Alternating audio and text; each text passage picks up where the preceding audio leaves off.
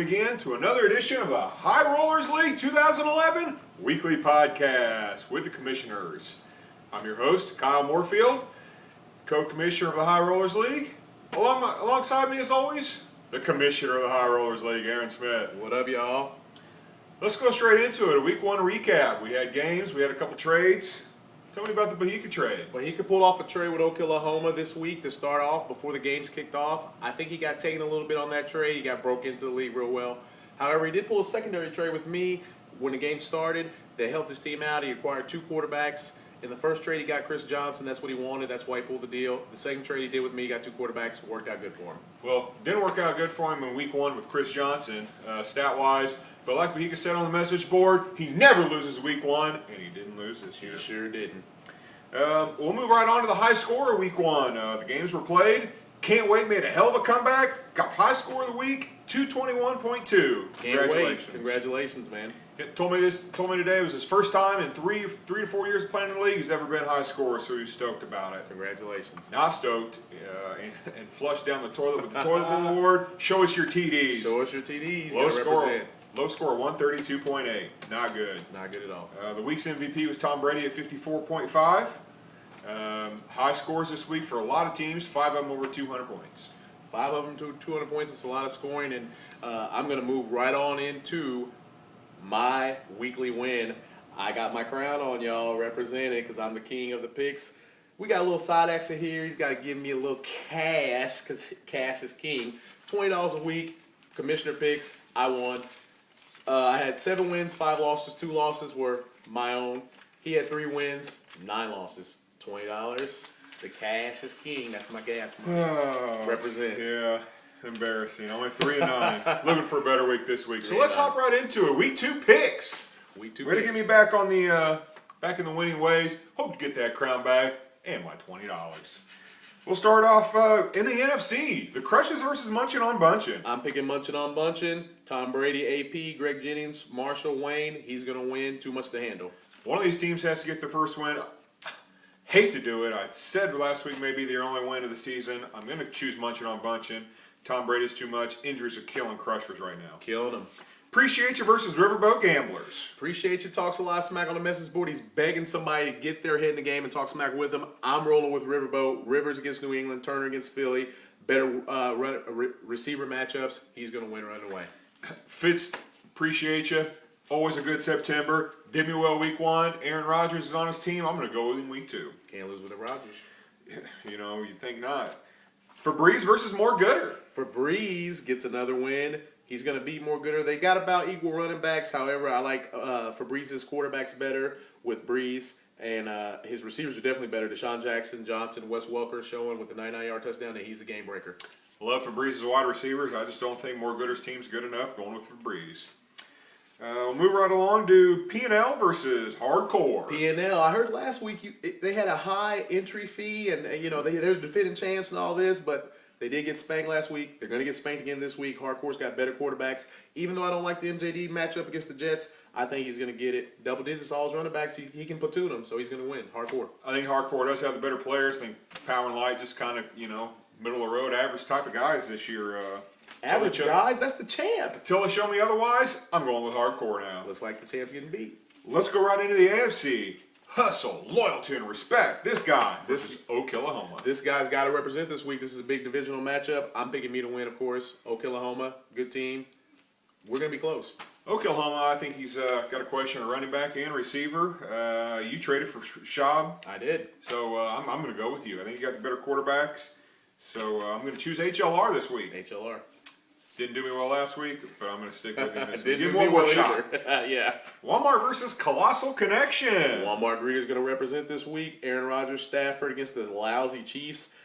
Solid receivers. Ravens defense, who tore me a new butthole in 2 different games, are going to represent again this week. Foster still question mark for Colossal. Yeah, they need Arian Foster. I'm going to go with Colossal Connection this week. I think he's going to be back and playing. And then, they got Tom Brady, the man that put up 54 points. How can you go wrong with that? He's always going to be good, always going to put the stats up. And I think there's just too much for Walmart. Got a hurt wide receiver. That's what I heard last Monday night. steps on the field and on the game. Check it out. 54 points. Amazing. 99-yard touchdown. Gotta love it. Tom Brady. Let's move on to the boogeyman, versus loose balls. I tried to run away from the boogeyman. I tripped, fell, took the wrong door, went upstairs instead of out of the house, and he caught me. He got him. Boogeyman represents again this week. He wins. He's got Rivers against New England. Big Ben, can Big Ben Kyle Moorfield really have a bad second week in a row? I don't think so. Boogeyman wins.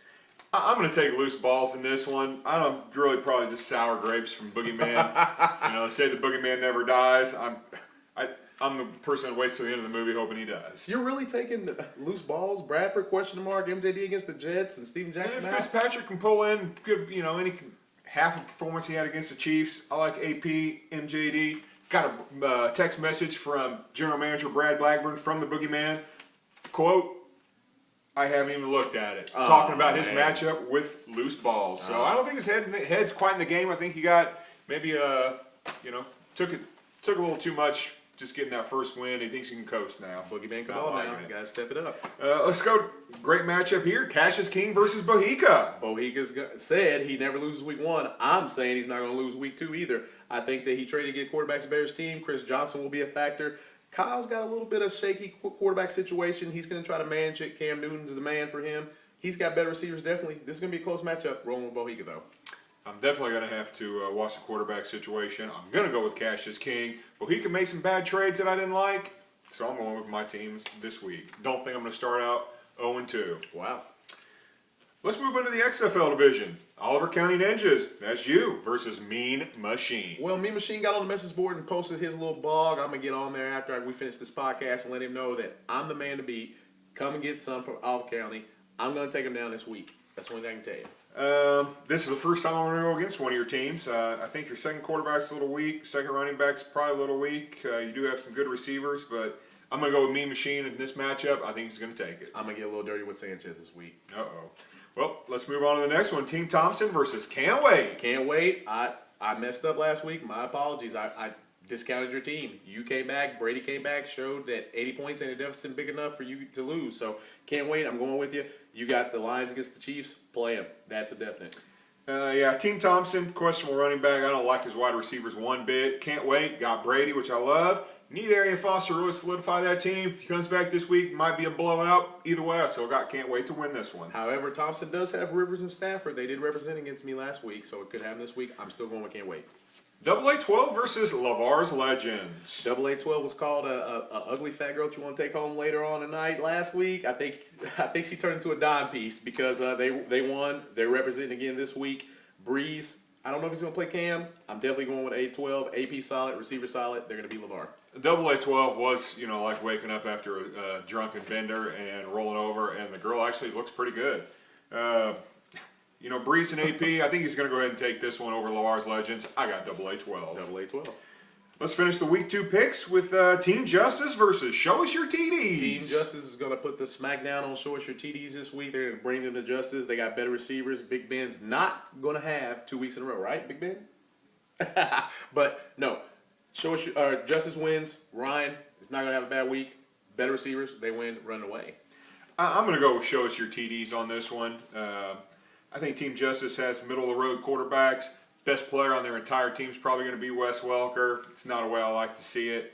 Show Us Your TDs told me today. Chad Spain spoke to him personally. Likes his matchups, especially Pitts D and Mendenhall versus Seahawks. They're not playing the Ravens. Expect big points out of those guys is what he wants and what he expects. I think he's going to get it. I'm taking Show Us Your TDs. I did also talk to Chad myself, too. He wanted me to let everybody know that he's ready to make trades. He's ready to improve his team. He's not going to stay pat. He's going for broke this year. Please talk to him about trades. He's going to send you trades. He expects counters. Hook him up if he wants to hook up.